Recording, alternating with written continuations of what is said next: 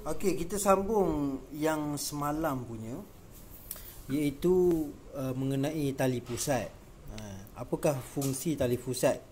Sebenarnya tali pusat ni dia menyambungkan antara fetus ni dengan plasenta. Manakala plasenta dia menyambung kepada endometrium ibu. Okey, jadi tali pusat ni fungsi dia untuk angkut bahan keluar dan masuk dari ke fetus dari plasenta. Jadi kalau makanan ke nak masuk, dia akan masuk melalui plasenta, dia pergi ke tali pusat dan dia akan pergi ke fetus. Okey. Jadi kamu masih belum lagi boleh menulis. Maksudnya kamu cakap ni bayi, tak boleh. Kamu kena tulis dia sebagai fetus. Bayi ni sekiranya dia sudah keluar daripada perut ibu, kita panggil dia bayi lah. Jadi sebelum dia keluar daripada perut ibu, kita panggil dia fetus.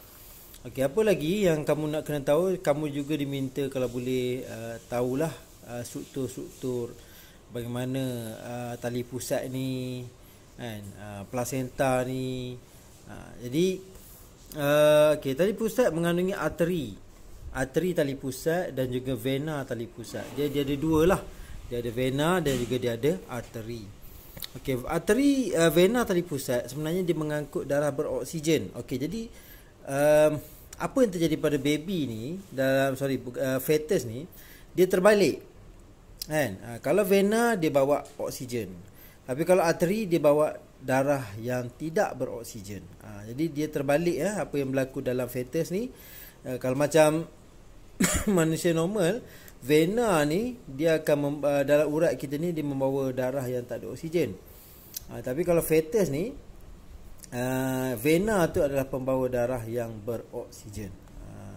Begitu juga dengan arteri dia terbalik juga. Kalau macam dalam fetus ni, dia ada darah yang tak ada oksigen. Arteri okey, kalau dalam badan manusia, arteri pula badan kita normal ni, arteri dia adalah membawa darah yang beroksigen. Jadi apa yang berlaku dalam fetus ni, dari segi sistem salur darahnya, dia adalah terbalik. Dia terbalik. Okey,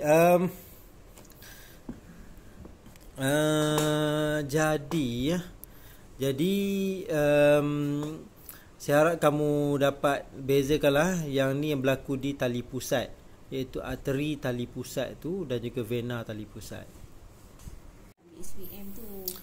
Okey, keperluan sistem peredaran darah fetus dan sistem peredaran darah ibu yang berasingan. Jadi sebenarnya ibu dengan fetus tu, dia punya sistem darah mereka adalah tidak sama. Maksudnya dia tidaklah, maksudnya daripada jantung ibu terus pergi ke salur darah baby. Tak.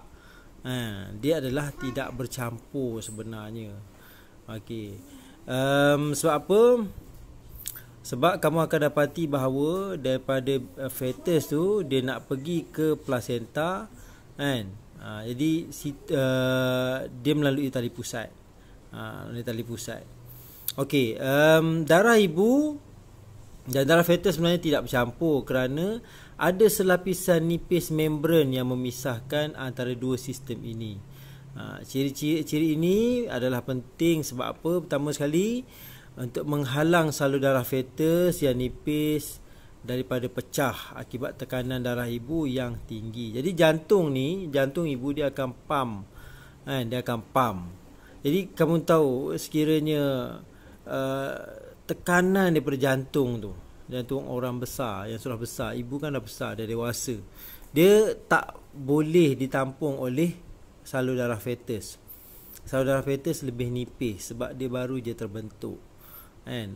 Jadi sebab tu perlunya ada pemisahan lah antara sistem darah ibu dengan sistem darah yang terdapat dalam fetus.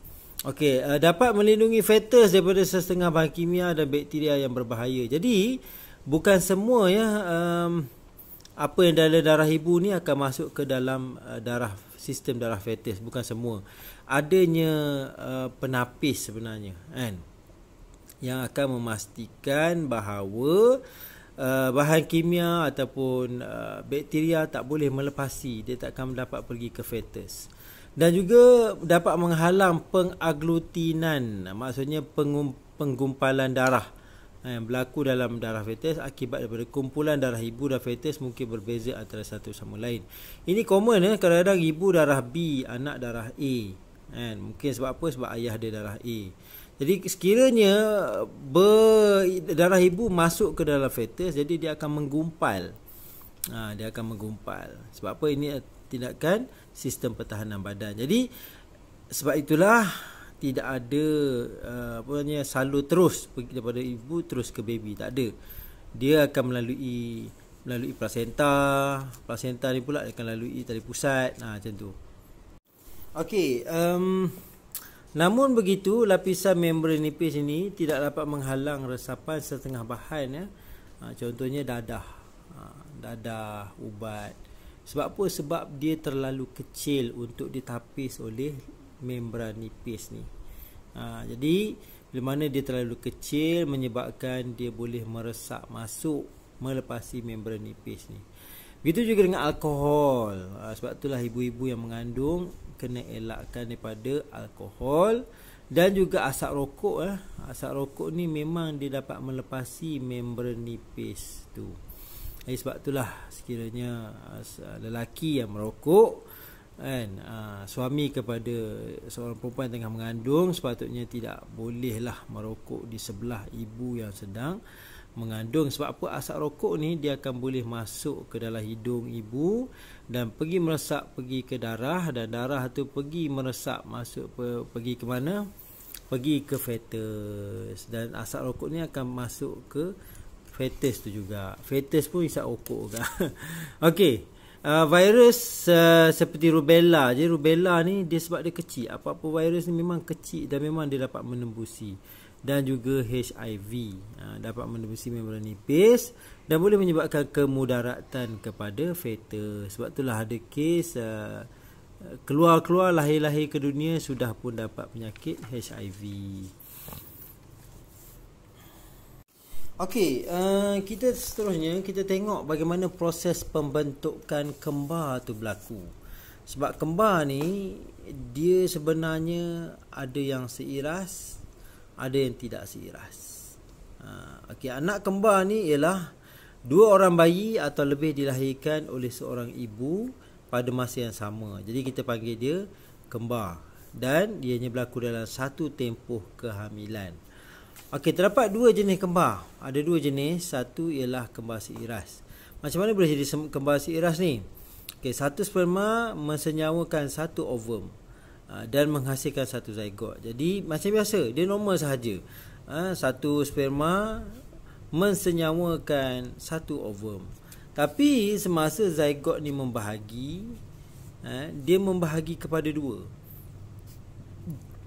Dia membahagi pada dua dan menyebabkan dia berkembang menjadi embrio. Dua embrio. Okey, bila mana dia berkembang menjadi dua embrio, dua fetus berkongsi satu plasenta yang sama. Okey, dia kamu nampak tak? Plasenta dia satu sahaja. Tapi yang berkongsi dia dua fetus berkongsi. Kan? Jadi ini adalah kembar seiras. Sebab apa? Sebab dia berasal daripada satu ovum dan satu sperma yang sama. Sebab tu dia jadi seiras. Okey, kenapa dia tak seiras? Sebab apa? Ada dua ovum yang disenyawakan oleh dua sperma. Maksudnya dia adalah berasal daripada zygot yang berbeza. Dia bukan daripada zygot yang sama, dia zygot yang berbeza. Okey, dua zygot membahagi menjadi dua embrio. Nampak? Dia jadi dua embrio. Dua embrio berkembang menjadi dua fetus. Jadi dua fetus. Dan fetus ni dia mempunyai plasenta masing-masing. Kamu nampak ni? Di sebelah sini, di sebelah sini. Jadi sebab itulah dia jadi tak seiras. Dia adalah masing-masing punya. Kan? Masing-masing punya plasenta. Dan juga dia adalah masing-masing punya sperma dan ovum.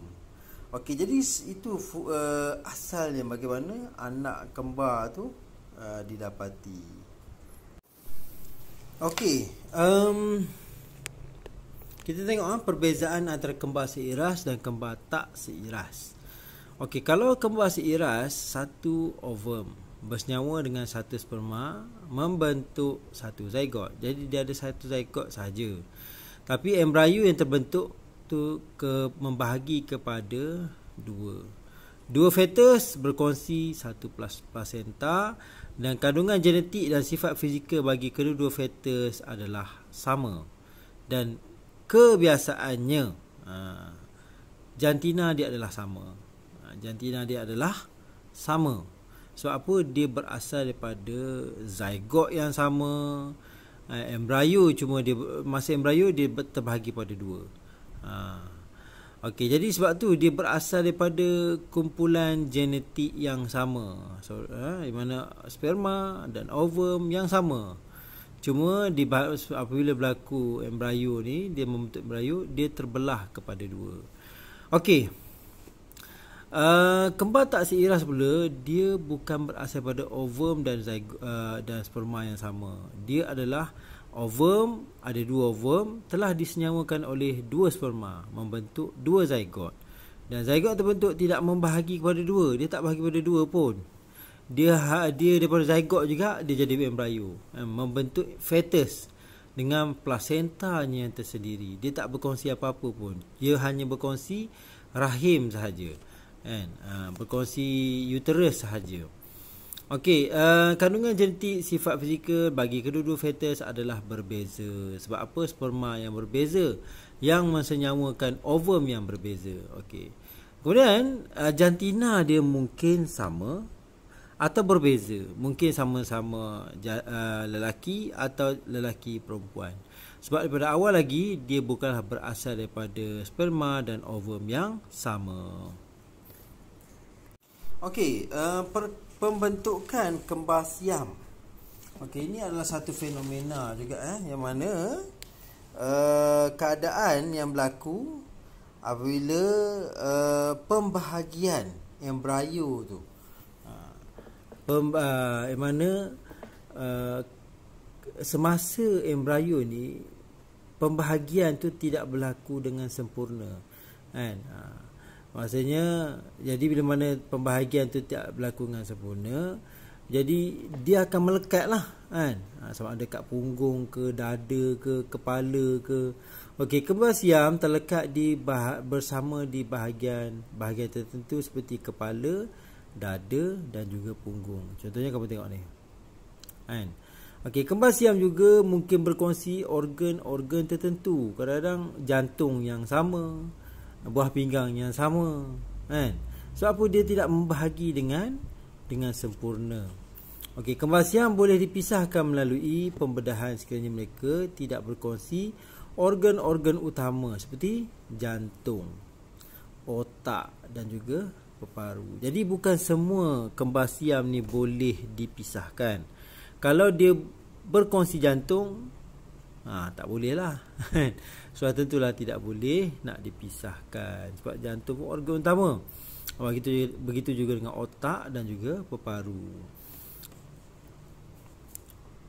Okey, kita pergi kepada isu kesihatan berkaitan dengan sistem pembiakan manusia. Jadi setiap topik dia ada isu kesihatannya. Begitulah juga dengan sistem pembiakan manusia pun ada isu-isu kesihatan yang perlu kamu ketahui.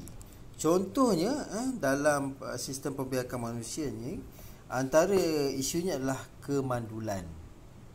Kemandulan ni bermaksud ketidakmampuan untuk menghasilkan anak.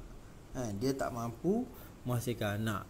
Individu tersebut mungkin lebih daripada setahun berkahwin, dia dapati tak menghasilkan anak, kan?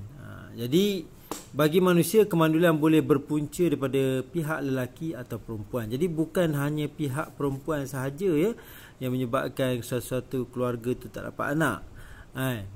Pihak lelaki pun ada main peranannya juga, kan? Sebab apa? Sebab sistem pembiakan manusia ni dia kena dua-dua okey. Lelaki okey, perempuan pun kena okey. Tapi kalau sekiranya lelaki yang problem, dia tak dapatlah nak bagi sperma kepada perempuan secara sperma yang elok lah, Kan? Sebab apa? Okey, kamu tengok ada punca dia kenapa kemandulan lelaki tu berlaku. Yang pertama sekali, testis dia bermasalah untuk menghasilkan sperma.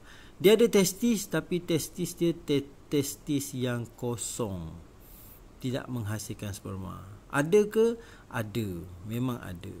Okey, bilangan sperma yang kurang. Okey, seperti mana kamu kita tahu bahawa sperma ni dia kena ada juta. Dia kena ada juta bilangannya, kan? Sekiranya bawah daripada juta ni, dia dianggap kurang lah, dan kurang, dan payahlah untuk dia menembusi uterus tu, pergi ke tube falopio tu, kan? Sebab apa? Memang kurang, kan?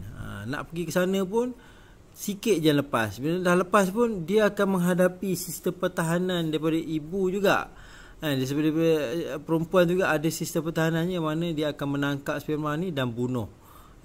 Itu pun dia kena lalui juga. Tapi kalau yang dilepaskan hanya ratus ribu atau 1000 saja, kemungkinan payah nak dapat menghasilkan zygote tu lah. Okey, kualiti sperma yang rendah. Jadi sperma yang berekor dua, sperma yang pusing, dia tak sampai pergi ke tempatnya. Jadi itu pun antara punca kemandulan. Okey, sambung lagi. Okey, duktus sperma tersumbat. Seperti mana kamu ketahui, daripada sperma tu nak pergi ke ureter, dia ada satu duktus, kita panggil duktus sperma. Daripada testis tu, daripada testis nak pergi ke ureter, kan dia ada duktus sperma ni. Sebelum dia pergi ke ureter kan, dia ada duktus sperma. Kalau duktus sperma ni tersumbat, jadi sperma ni tidak akan dialihkan pergi ke ureter tu. Jadi kemungkinan yang dilepaskan tak ada pun sperma. Tak ada pun sperma. Okey, punca kemandulan untuk perempuan pula, pertama sekali uterus dia cacat. Ada yang dilahirkan cacat, kadang dilahirkan tak ada uterus pun ada, kan? Jadi bila mana berlaku kecacatan ni lah, itu dia payahlah untuk mendapatkan anak. Ketumbuhan dalam uterus, di uterus ni ada ketumbuhan besar sini mungkin. Jadi ruang uterus ni akan jadi sempit. Okey, ovary gagal menghasilkan usid sekunder. Okey, jadi bukan sahaja lelaki yang gagal hasilkan sperma. Perempuan juga ada kesnya ovarinya tidak menghasilkan ovum pun, kan? Di mana ovum dia tak dihasilkan, jadi sperma yang masuk dia nak nak bersenyawa ke apa, tak ada lah, kan? So tentulah sperma tu akan mati macam tu sahaja. Okey, tube falopio tersumbat atau rosak. Jadi ni tube falopio mungkin sumbat kat mana-mana antara sini ke sini, kan? Sumbat, jadi ovum tak dapat dipindahkan pergi ke uterus, kan? Tak pergi ke tube falopio. Jadi bila mana itu terjadi, maka tidak adalah pembentukan zygote, embryo dan seterusnya kepada fetus. Okey, rawatan kemandulan. Okey, jadi dalam teknologi moden sekarang ni dah ada banyaklah rawatan yang ditawarkan. Sampai swasta pun, hospital swasta pun ada menawarkan teknik-teknik tertentu untuk pasangan-pasangan yang dah 5 tahun berkahwin, 10 tahun berkahwin tapi tak dapat lagi anak. Okey, yang pertama sekali, duktus sperma dan tube falopio tersumbat boleh dirawat melalui kaedah perubatan. Jadi kalau contoh sini kesumbat, doktor akan bedah dan pastikan saluran tube falopio ni tidak tersumbat, kan? Ni kaedah perubatan lah. Okey, lelaki dan perempuan yang mengalami masalah ketidakseimbangan hormon boleh dirawat dengan rawatan hormon. Kalau macam contoh lelaki, dia perlukan testosteron, testosteron. Kalau contoh testosteron kurang, jadi sperma pun akan kurang, kan? Kalau perempuan pula, estrogen dengan progesteron. Kadang-kadang bukan siapa, kan? Tanpa estrogen dan progesteron, maka dinding endometrium ni tidak akan berkembang. Dia tidak akan ada darah di sini. Pembentukan lapisan tak ada. Tak ada di sini. Bila tak ada di sini, macam mana embrio nak melekap. Dia tak boleh nak menempel kalau dinding endometrium dia tidak tebal, kan? Okey, jadi sebab itulah rawatan hormon ni diperlukan oleh wanita lah sekiranya estrogen, progesteron dia berkurangan. Okey, wanita yang bermasalah untuk hamil boleh menggunakan kaedah persenyawaan, iaitu persenyawaan in vitro, kita panggil IVF. In vitro fertilization, kan? Bahasa Melayu je persenyawaan in vitro. Okey, kita tengok macam mana dia buat. Yang pertama, penghasilan usid sekunder dirangsang dengan terapi hormon. Okey, dia rangsang dengan hormon, dia suntik hormon. Kemudian usid sekunder dikeluarkan daripada ovari. Jadi dia dapatkan usid sekunder ni, kan? Dapat ambil satu.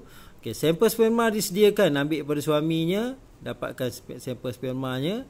Kemudian apa dia buat? Dia akan usid sekunder dan sperma disenyawakan dalam piring Petri. Dia senyawakan dekat luar, kan?